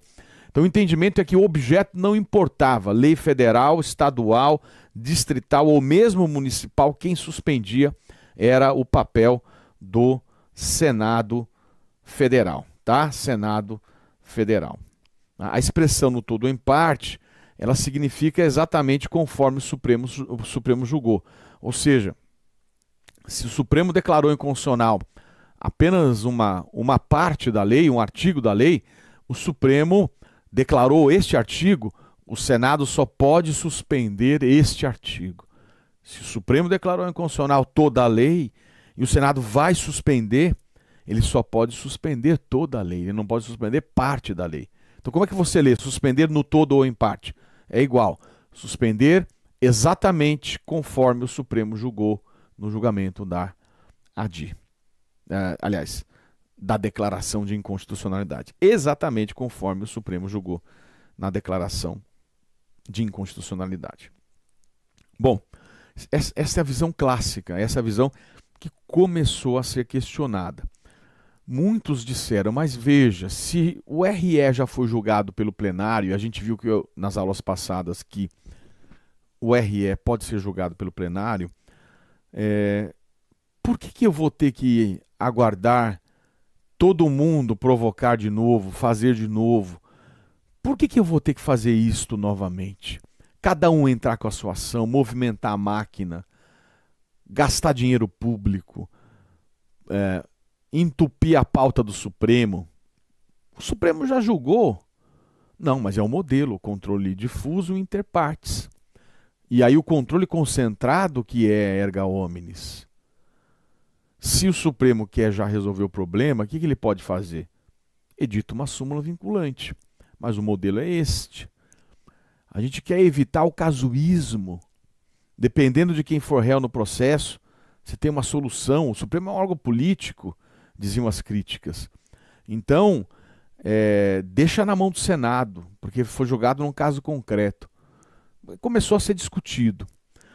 E o caso emblemático envolveu a lei de crimes hediondos na redação original.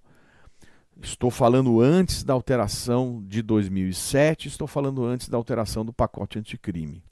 Estou falando da lei de crimes hediondos na redação original. O que dizia a lei de crimes hediondos? A 8.072 de 90. Crime hediondo. Crime hediondo, vamos dar uma resposta para a sociedade, disse o parlamento. Vamos fazer uma lei pesada. Encarceramento total. Não cabe progressão. Não, o crime é hediondo. Mesmo que for no prazo de condenação menor que o Código Penal estabelece, mesmo encarceramento total, impossibilidade de progressão. Não, o crime é hediondo. Veja o que aconteceu na sociedade, estamos dando uma resposta para a sociedade. E aí, meus amigos, começaram a questionar. Diziam que a Lei 8.072 de 90, quando fixava o cumprimento de pena no regime integralmente fechado, violava o princípio da individualização da pena, violava a dignidade da pessoa humana.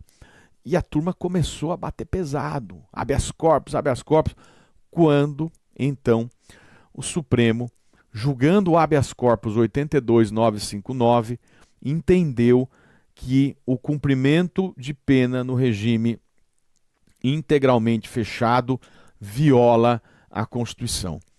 Isso foi julgado em 23 de fevereiro de 2006. A lei é de 2000, é de 90. Então você tem aqui 90 para 2006, a produção, 16 anos, é isso? 16 anos depois, a Suprema Corte diz: isso aqui é inconstitucional. Houve uma evolução da jurisprudência, conflita com a garantia da individualização da pena, artigo 5º, inciso 46, a imposição mediante norma do cumprimento de pena em regime integralmente fechado. Isso aqui é inconstitucional. Nova inteligência do princípio da individualização da pena. Houve uma viragem jurisprudencial, houve uma superação da jurisprudência da Corte. E nesse sentido, o Supremo, depois de 16 anos, declarou inconstitucional. Mas declarou inconstitucional para quê? Para o Zé que impetrou o habeas corpus. Então é controle difuso, caso concreto do Zé, impetra o habeas corpus, declara incidentalmente inconstitucional a lei, controle difuso, produção. E, portanto, para se ter efeito erga omnes, depende do quê? Depende de resolução do Senado. Não tem resolução do Senado? Abraço, vale só para o Zé. Mas o amigo do Zé da carceragem também quer. Mas o problema é dele, ele que entre com o habeas corpus dele. Olha que coisa. Mas isso é injustiça. Pessoas que estão numa mesma situação com decisões conflitantes. O Zé teve mais sucesso e um juiz liberou. O Supremo liberou, mas o colega dele não teve o mesmo sucesso.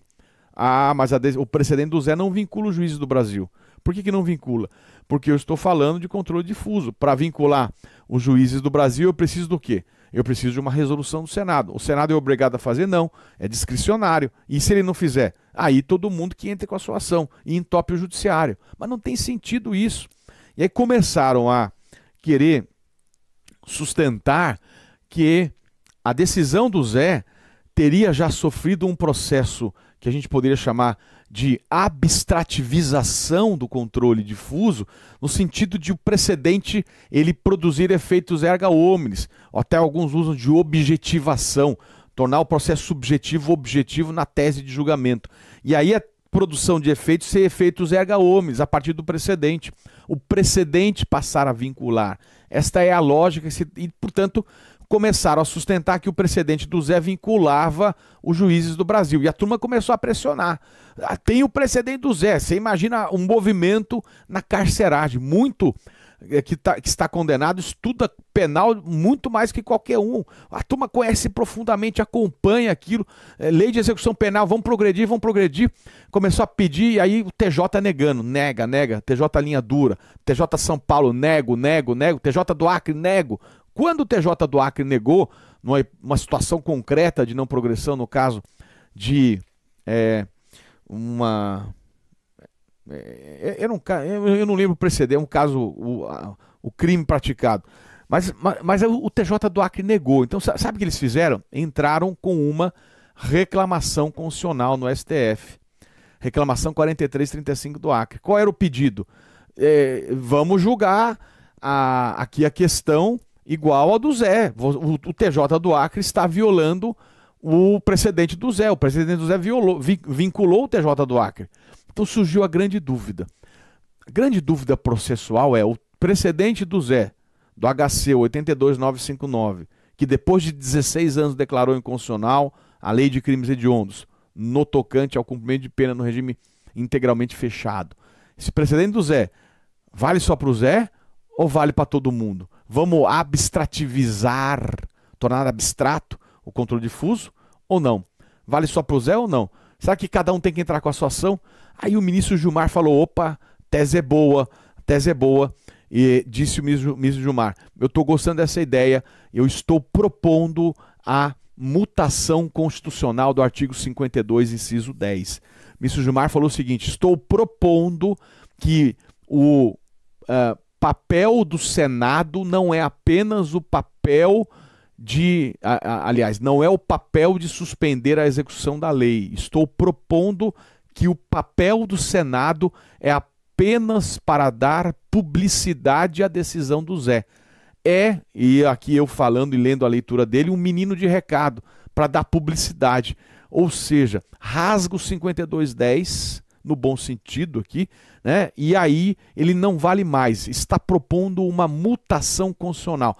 Mutação constitucional é uma mudança no sentido interpretativo sem você mudar a redação do texto. Mas essa mutação foi de uma maneira que ela foi tamanha no sentido de que acaba negando a própria literalidade da Constituição. É que nem se dissesse Brasília é a capital federal. Brasília é a capital federal. Então Brasília não é mais a capital federal. Para suspender precisa de resolução. Então não precisa mais. Eu tenho críticas, claro, sempre tecnicamente com o máximo respeito, críticas no sentido de que esta mutação, e não é só minha esta crítica, é uma mutação inconstitucional. Porque acabou a proposta do ministro Gilmar reescrevendo a Constituição. Ele acabou revogando no 5210. E que eu deixe bem claro aqui, eu sou totalmente favorável à valorização dos precedentes. Não tem lógica para mim o Supremo decidir e deixar os juízes do Brasil decidirem de maneira errada. Não, desculpem, errada não é a palavra correta, mas de maneira diferente. Porque isso gera instabilidade, insegurança, desprestígio do Poder Judiciário. Estão percebendo isso? Então, eu sou muito favorável à técnica de valorização dos precedentes. Mas o ministro Gilmar falou, mutação do 5210, a decisão do Zé vinculou o Acre, conheço da reclamação. Porque se vinculou, conheço da reclamação. Se vinculou, conheço da reclamação. Se não vinculou, não conheço da reclamação. Veja, a questão é processual. Ministro Gilmar e ministro Eros, mutação, conheço da reclamação. Divergência.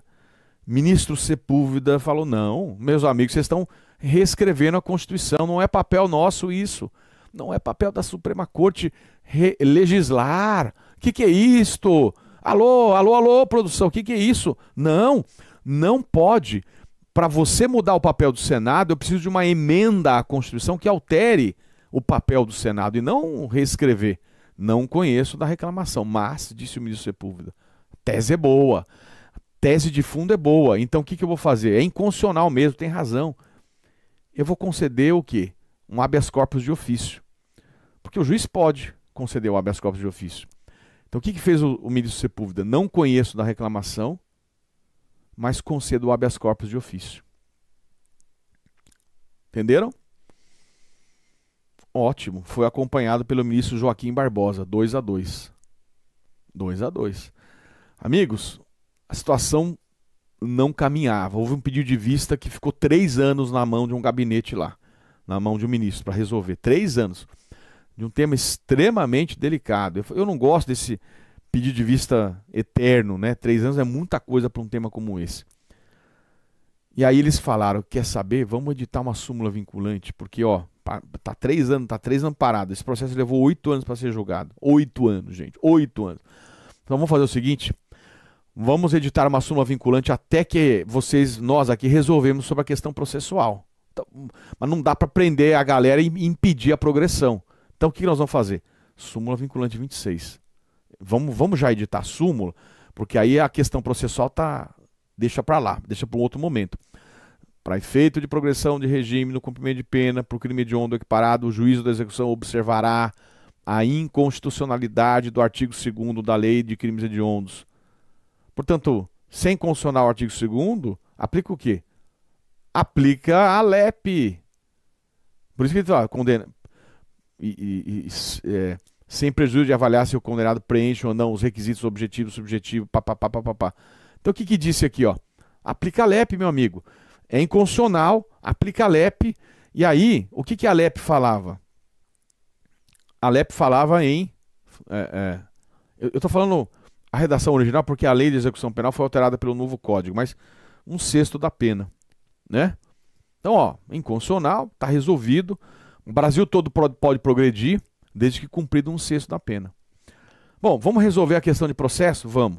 Conhece, depois de 8 anos, o resultado foi esse aqui que eu coloco no slide de vocês, em cores para facilitar. Gilmar e Eros, mutação. Conheço da reclamação.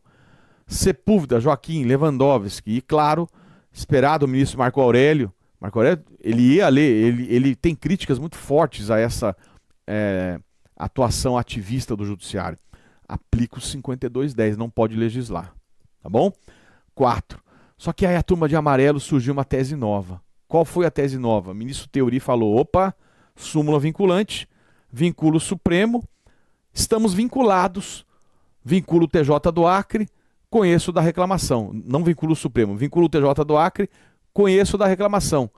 Aí o ministro Marco Aurélio falou, doutor, como assim o senhor conhece da excelência, da reclamação que foi interposta quando não existia a súmula? Isso é futurologia, como é que eu conheço quando não... Mas aplicou o 493 do Código de Processo Civil novo, foi acompanhado pelo ministro Barroso, Rosa e Celso. Então olha que curioso, turma de vermelho, laranja, sei lá como está saindo no seu monitor aí, Gilmar e Eros, mais a turma de amarelo, Theory, Barroso, Rosa e Celso, 6 votos, conheço da reclamação. Conheço por fundamento distinto. E 4 não conheço, 6-4. Só que, muito embora tenha conhecido da reclamação 4335 do Acre, amarelo e verde, 4 mais 4, 8, não admitiram a tese da mutação. Não admitiram a tese da mutação. Não admitiram. Então, por mais que tenha sido noticiado na época que o Supremo fez mutação, não, errou quem falou isso. Não fez mutação porque foram 8 ministros que não admitiram a tese, só Gilmar e Eros que admitiram a tese da mutação na reclamação 4335 do Acre. Vale a pena ler o voto do ministro Gilmar, bem fundamentado, bem interessante, mas não foi nesse momento, a mutação não foi admitida, não foi, tá? Havia um problema prático, porque nesse meio tempo todo veio a nova lei, a primeira lei que alterou a questão de progressão na lei de crimes hediondos, que é essa lei 11464 de 2007, que ela falou, ó, a LEP fala 1/6, mas a lei nova está falando 2/5 se primário e 3/5 se reincidente para poder progredir, né? Então acabou virando um problema de aplicação da nova lei ou não, porque a progressão ela era reconhecida. Sim, a progressão é reconhecida pelo Supremo na súmula vinculante, então não se discutia isso, tá? Meus amigos, então, 1/6, a progressão ou a nova lei. Virou uma questão de matemática. Então a turma que gosta de penal sabe que a novatio legis, ela só retroage se for para beneficiar. Não cabe retroatividade de novatio legis em pejus, para prejudicar. Então a questão é, eu aplico a nova lei ou aplico 1/6 da LEP? Esse é o ponto, né? Sem dúvida que o pacote anticrime vai mudar isso tudo, né? Você tem nova regra do pacote anticrime que fala em percentuais, né? E isto vai ser estudado no momento da abstrativização na próxima aula. Mas neste momento da decisão, a nova lei ela é pior porque ela exige um encarceramento maior. A questão matemática, MMC, lembra do mínimo múltiplo comum, amigos? 1/6, 2/5, como é que eu comparo frações? Coloco no mínimo múltiplo e aqui eu já coloquei as cores. A nova lei, ela exige um tempo maior para você ficar encarcerado para progredir. Portanto, a novatio legis é impejus, portanto, ela não retroage. Se no momento da prática do crime não havia a nova lei, não pode ela retroagir para impedir a progressão com mais de 1/6. Perceberam isto? Isso gerou muita polêmica. É uma matéria de penal. O tema é belo porque envolve penal, processo penal. E aí a edição da súmula do STJ 471. Condenado por crime hediondo ou assemelhados, cometido o crime antes da vigência da nova lei, cometeu o crime antes da vigência, sujeita-se à LEP. Então, o momento da prática do crime, o que está vigorando? A nova lei? Ótimo.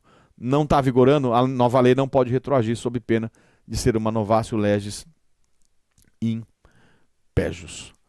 Tá bom? Meus amigos, o que eu tenho que falar? Eu tive que contar essa história toda para dizer que a reclamação 4335 do Acre, ela não admitiu a tese da progressão. Ela não reconheceu a mutação, melhor dizendo, não reconheceu a mutação do 5210. Ainda não temos aqui o reconhecimento da abstrativização do controle difuso, ainda os efeitos são interpartes, ainda eu preciso de resolução do Senado Federal. Tranquilo? Bom, o que eu preciso fazer com você agora? Na próxima aula, falar do precedente que, na minha visão, é a orientação para a abstrativização do controle difuso para a mutação do 52, inciso 10. Mas isso é na próxima aula. Eu estou falando ainda do papel do Senado porque eu entendo que mesmo com a nova perspectiva de mutação, o papel do Senado ainda vai poder entrar em alguns momentos. E por isso que eu tinha que falar do papel do Senado Federal para você. Não tinha como. Tá bom? Amigos, com isto, a gente encerra essa perspectiva de mutação no 5210 que não aconteceu, mas eu convido você para a próxima aula para já estudar esta nova perspectiva no julgamento do caso do amianto que a gente vai desenvolver com muito cuidado. Tá bom? Muito obrigado e até o nosso próximo encontro. Valeu!